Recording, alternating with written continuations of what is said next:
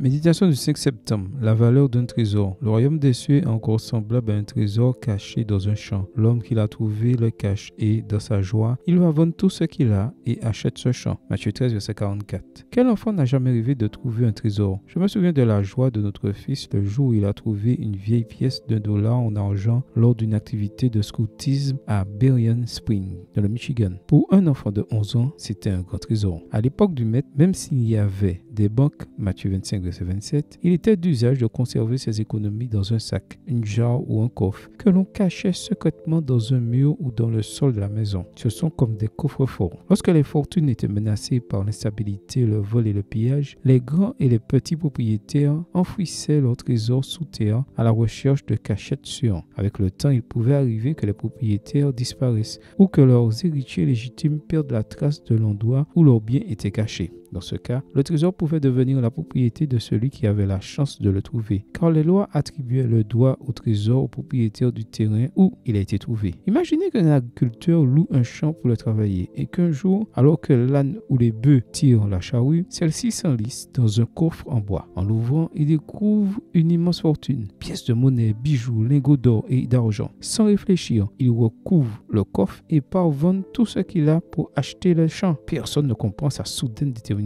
à faire cet achat. Mais il sait ce qu'il fait. Dès qu'il devient le propriétaire légal de la terre, il en possède enfin les richesses insoupçonnées. Le règne de Dieu, son plan de salut pour nos vies, est le plus grand trésor à notre portée. Quelle valeur lui accordons-nous? À quoi sommes-nous prêts à renoncer pour l'obtenir? J'aime beaucoup cette explication de la valeur du royaume de Dieu. Dans les champs de notre existence, il y a plein de pierres et d'épines, plein de mauvaises herbes, désespérément polluées, exploitées, avec des céréales génétiquement modifiées ou minées. Ce sont à la fois camps de concentration et des camps missionnaires. Mais il y a aussi tout près de chacun de nous un fabuleux trésor d'origine extraterrestre. La Bible nous donne la carte pour le trouver. Et comme sur les cartes de nombreux trésors, le point culminant du voyage est également marqué par une croix. Seigneur, aide-moi aujourd'hui à valoriser tes trésors par-dessus tout. Amen. Bonne journée à vous et que le Seigneur vous bénisse.